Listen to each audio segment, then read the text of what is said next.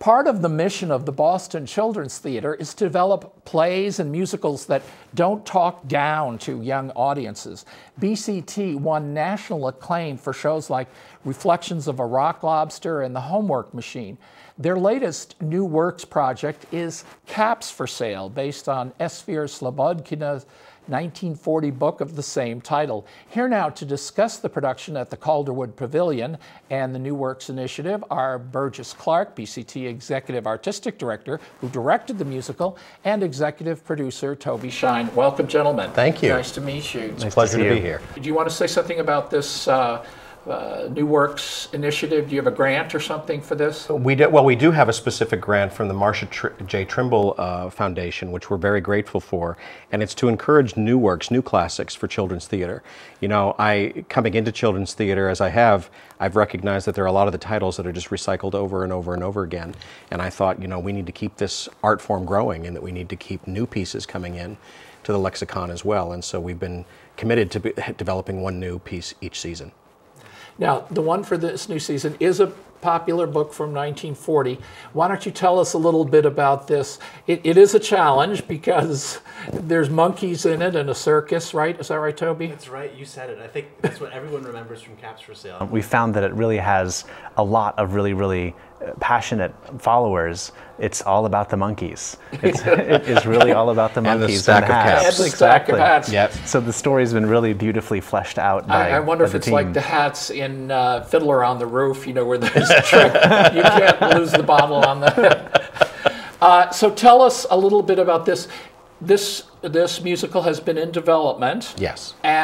But this is going to be the world premiere here in Boston? This is going to be the world premiere. When Toby first came to me over 2 years ago with this project, I said, I remember that was one of my favorite books when I was a kid.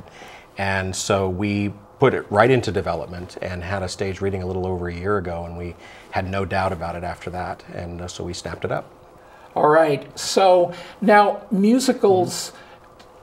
are they more acceptable to kids than straight plays, or is it with humorous things? You know, it's better to be a musical. What would you say, Toby? I think the story Caps for Sale lends itself to being a musical, and that's always an early decision in the creative process. But especially because what we remember about that story, at least what I remember, is a sense of magic about a peddler being alone in the woods, and the atmosphere has a very fairy tale-like quality that's captured if you have monkeys in a circus, you know, it's kind of fun. you have a lot of fun in there too.